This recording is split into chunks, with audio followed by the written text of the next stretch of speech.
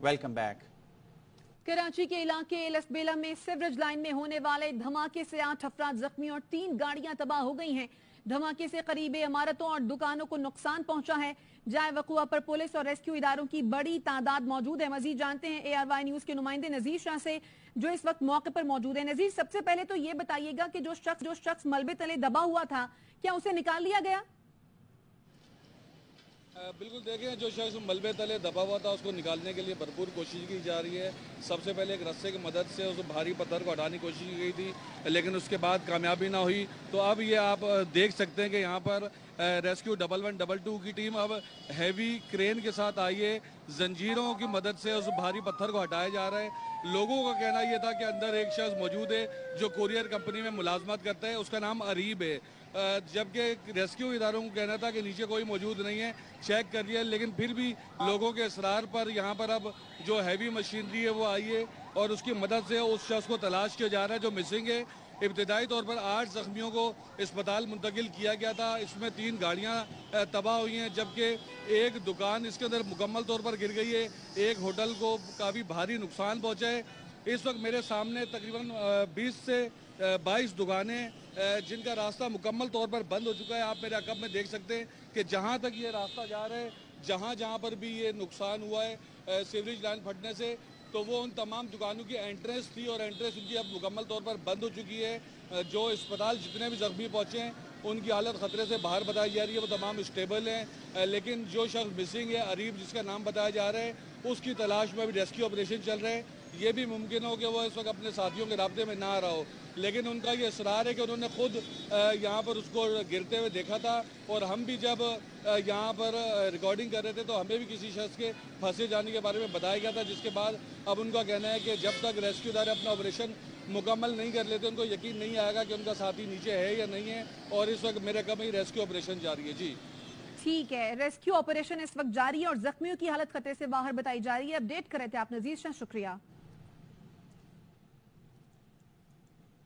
Election commission के वकील बीमार हो गए। तोशाखाना केस में सजा मुअत्तली के खिलाफ दरख्वास्त पर समाअत में अदालत नहीं आए। Chief justice Islamabad high court ने समाअत पीर तक मुलतवी कर दी। कहा कोई ना भी आया तो भी फैसला कर देंगे। चेयरमैन PTI के वकील लतीफ खोसा समेत कई वकील इस्लामाबाद हाई कोर्ट के लिफ्ट में फंस गए। तमाम अफराद 12 बजे के करीब अदालत से निकलकर 3rd फ्लोर से लिफ्ट में सवार हुए। लिफ्ट ग्राउंड फ्लोर पर जाने की बजाय 2nd फ्लोर पर फंस गई। वकील बाहर खड़े शोर मचाते रहे, मगर रेस्क्यू अमला तकरीबन 30 मिनट बाद पहुंचा। लिफ्ट का दरवाजा तोड़कर तमाम अफराद को बाहर निकाला गया। उस वक्त तमाम अफराद की हालत गैर थी और वो पसीने में शराबूर थे। लतीफ खोसा, नईम हैदर पंजौथा, अली एजाज बुट्टर समेत 15 वकला 45 मिनट तक लिफ्ट में फंसे रहे। रेस्क्यू हुकाम के मुताबिक लिफ्ट में गुंजाइश से ज्यादा अफराद सवार थे।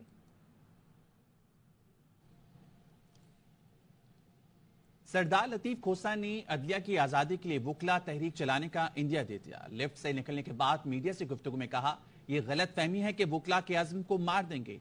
मैं मर भी जाता तो काला कोट जिंदा रहता। 1 घंटे से ज्यादा लिफ्ट में बंद होने से हब्स की कैफियत महसूस की। 25 करोड़ अवाम 16 माह से यही हब्स देख रहे हैं।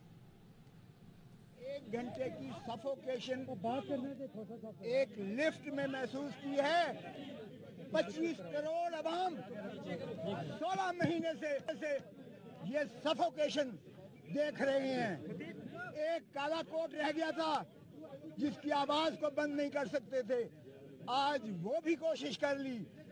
हम मरने से बच गए, वगरना आपके सामने जो अशर था गलत फहमी में है कि इस तरह से वकला के ये अज़्म को मार देंगे।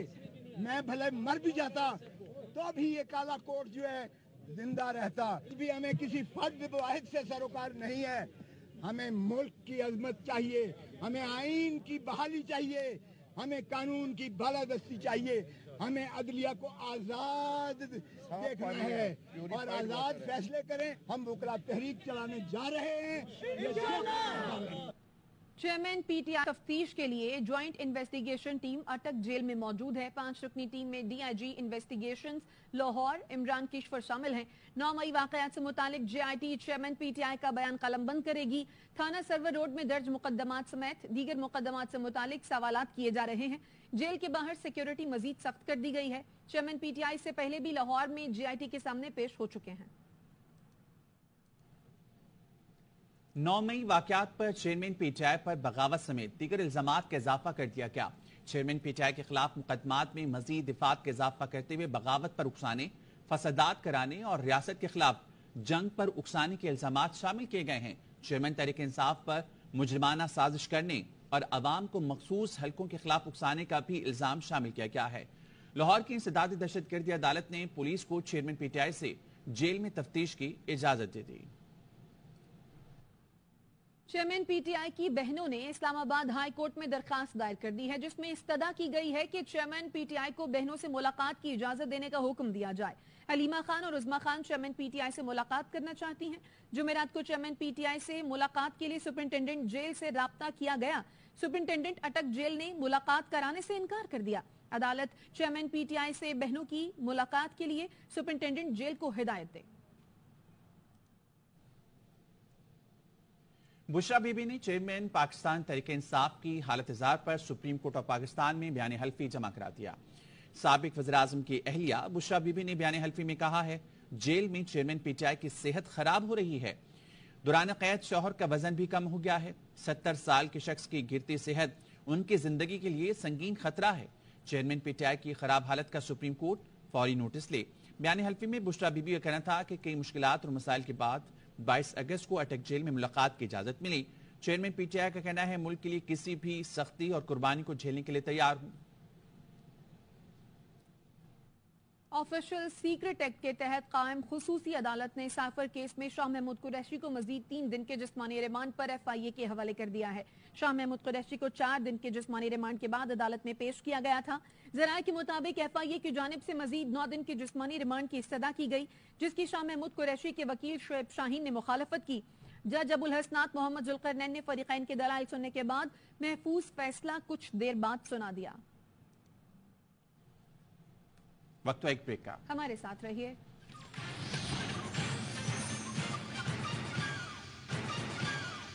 Welcome back. क्वार्टा में निगरान मुशीर उमैर मोहम्मद हसनी और साबिक वजीर अमानुल्लाह नौतेज़ई के खिलाफ मुकदमा दर्ज कर लिया गया। मजीद की तफसीलातें अतिया अकरम से जानते हैं। अतिया, किन दफात के तहत मुकदमा दर्ज हुआ? जी बिल्कुल, निगरान मुशीर उमैर मोहम्मद हसनी और साबिक सूबाई वजीर अमानुल्लाह नौतेज़ई के खिलाफ जो है वो सिविल लाइन थाने में MD ट्रॉमा सेंटर और कामरान की मुद्दत में जो है वो मुकदमा दर्ज कर लिया गया। मुकदमे में दफा जो है वो 504, 186, 506 और 34 पेपे के दफात शामिल है। गुज़िश्ता रोज निगरान सूबाई मुशीर और साबिक सूबाई वजीर के सिविल अस्पताल के दौरे पे मौके पर डॉक्टरों के साथ तल्ख कलामी हुई थी, जिसकी वजह से ये मुकदमा दर्ज किया गया है। बहुत शुक्रिया अतिया अकरम। निगरान वज़ीर-ए-आज़म अनवारुल हक काकड़ से अमेरिकी सफीर डोनाल्ड ब्लूम ने मुलाकात की। अमेरिकी सफीर का कहना था, निगरान वज़ीर-ए-आज़म से मुलाकात करके खुशी हुई। मुलाकात में अमेरिकी सफीर ने आज़ादाना मुंसिफाना इंतखाबात के लिए हिमायत का अयादा किया। अमेरिकी मुस्तकबिल में पाक अमेरिका ग्रीन अलायंस और इसके जरिए काम करने की ख्वाहिश का अयादा भी किया। पाकिस्तान में नई तैनात बरतानवी हाई कमिश्नर जेन मैरियट की जाती उम्रा आमद चीफ ऑर्गेनाइजर मुस्लिम लीग नून मरियम नवाज ने बरतानवी हाई कमिश्नर का इस्तकबाल किया।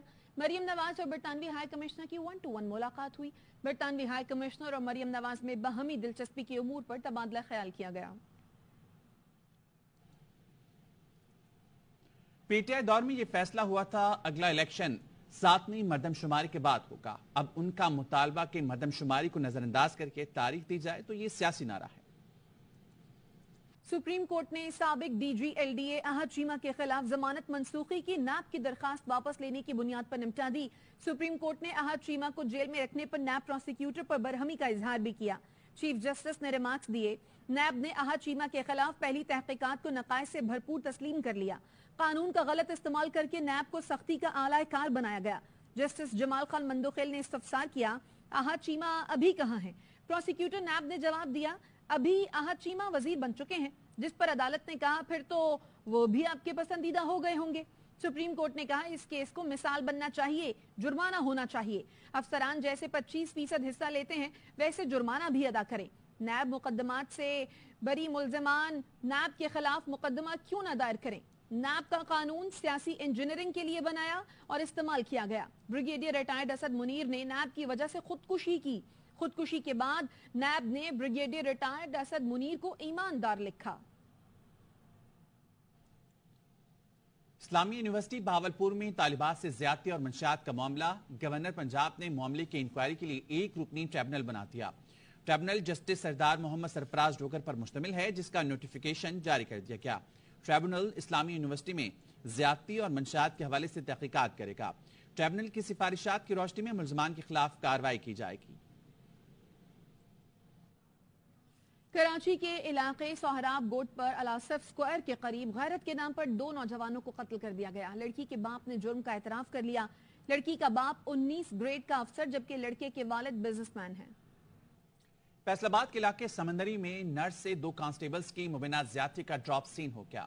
نرس نے زیادتی نہ ہونے کا بیان قلم بند کرا دیا۔ کہا 23 اگست کی رات ڈینٹل کلینک سے چھٹی کے بعد گھر جا رہی تھی۔ عبداللہ سلام اور عبداللہ نثار مجھے موٹر سائیکل پر چھوڑنے جا رہے تھے۔ کانسٹیبل شجاعت، زہیب اور سادہ لباس ساتھی نے روکا اور بنگلے پر لے گئے اور میرے ساتھ زیادتی کی کوشش کی۔ کانسٹیبلز اور نامعلوم ساتھی نے 800 روپے چھین لیے۔ 1.5 گھنٹے بعد پولیس اہلکاروں نے ہمیں چھوڑ دیا۔ واپس آئیں گے اس بریک کے بعد۔